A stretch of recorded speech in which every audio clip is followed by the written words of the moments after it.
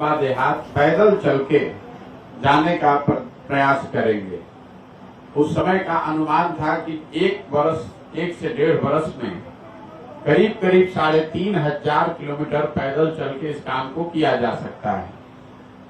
2 अक्टूबर 2022 को गांधी विद्यारवा आश्रम से ये पदयात्रा हम लोगों ने शुरू की और तब से बिना ब्रेक लिए हुए, ये बात मैं आपको फिर से एम्फसाइज कर देता हूं, 2 अक्टूबर 2022 से जब चलना शुरू किया है तब से ये पदयात्रा रुकी नहीं है।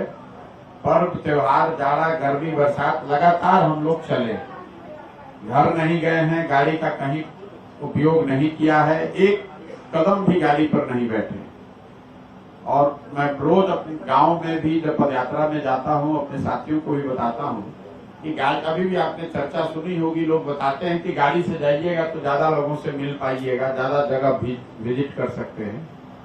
तो हम लोग की जो पूरी सोच है कि पदयात्रा में कितने किलोमीटर हम चल रहे हैं, कितने गांव में जा रहे हैं, इससे ज्यादा जरूरी है कि पदयात्रा के मकसद को पूरा करने के लिए इसकी शुद्धता और ईमानदारी, इसको पूरी तरीके से सुनिश्चित किया जाए। इसी वजह से गाड़ी का प्रयोग अभी तक नहीं करते हैं या बीच में कहीं ब्रेक नहीं लेते हैं।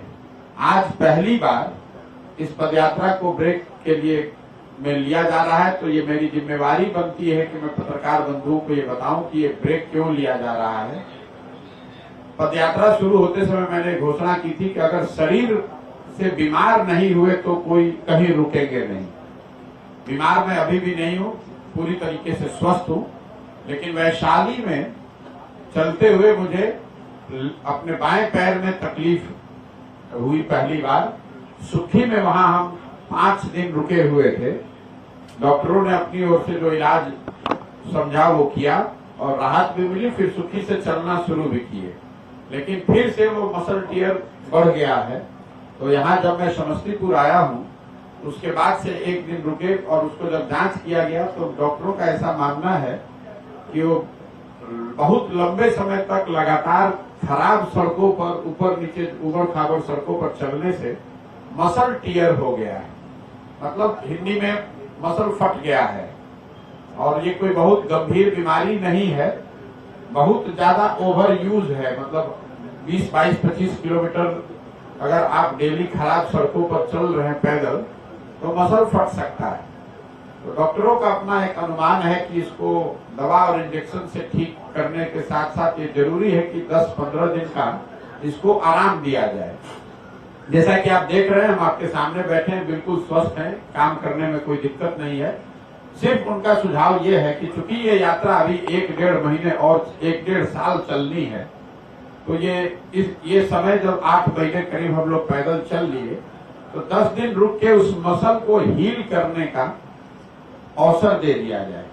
इसीलिए 10 से 15 दिन के लिए हम यात्रा को यहीं स्थगित कर रहे हैं और जब लौटेंगे 15 दिन में इसी जगह से पदयात्रा को पुराने ही फॉर्मेट में, अभी चर्चा चल रही थी, कई लोगों ने सुझाव दिया कि अब गाड़ी से चल लीजिए, आधा गाड़ी से चल लीजिए, लेकिन मैं आपको बता रहा हूं कि जिस फॉर्मेट में पदयात्रा अभी तक चली है उसी ईमानदारी और उसी शुद्धता से इसको आगे भी शुरू किया जाएगा और आगे भी किया जाएगा।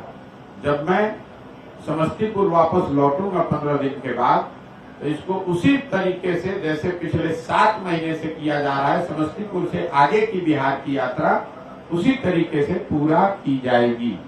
अगर फिर से कोई दिक्कत शरीर में हुई तो उस समय वो निर्णय लिया जाएगा, लेकिन अभी की सोच यही है कि जिस व्यवस्था में हम लोगों ने अभी तक पदयात्रा की है, इसी व्यवस्था और इसी प्रयोजन के तहत आगे इस काम को बढ़ाया जाएगा। आपने जो, बस मेरी ओर से इतना ही आपको सूचित करना था। बीमारी कुछ नहीं है, मेरा लेफ्ट पैर जो है, बाएं पैर में मसल फट गया है और डॉक्टर उसकी वजह बता रहे हैं लगातार खराब सड़कों पर 20-22 किलोमीटर डेली चलने से ये मसल टियर हुआ है, जिसको हील होने में 10 से 15 दिन का समय लग सकता है। कोई दवा भी खाने की जरूरत नहीं है, सिर्फ रेस्ट की बात है। उस पैर पर, बाएं पैर पर ज्यादा वजन नहीं देना है और खासकर बहुत लंबा चलना नहीं है। लेकिन उन सबका अनुमान है पटना में जो डॉक्टर है या बाहर के भी डॉक्टरों से, जिन लोगों से भी हम लोगों ने सलाह लिया है, सबका मानना है कि 10 से 15 दिन में ये रिकवर हो जाएगा। और हो जाएगा तो इसी मैदान, इसी जगह से फिर जून के प्रथम सप्ताह से पदयात्रा को पुराने ही तरीके से फिर शुरू किया जाएगा। उसमें कोई चेंज नहीं होगा और आगे ये पदयात्रा बिना किसी ब्रेक के वैसे ही चलती रहेगी। आपने ठीक कहा। बस एक बात मैं कह के आपसे सवाल लूंगा। पत्रकारों के लिए हमारे पास करने के लिए कुछ नहीं है। जैसे आप मुझे शुभकामना दे सकते हैं बिहार होने के नाते, तो वैसे मैं भी आपको शुभकामना दे सकता हूं।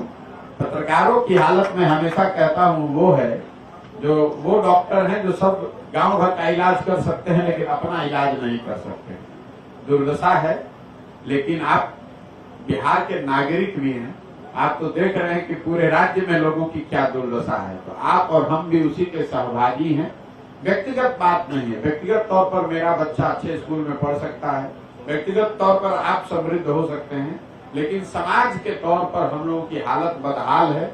2 दिन पहले अभी सरकारी आंकड़ा आया है और बिहार में 52% लोग, बिहार में देश में सबसे ज्यादा 52% लोग गरीबी रेखा से नीचे रह रहे हैं।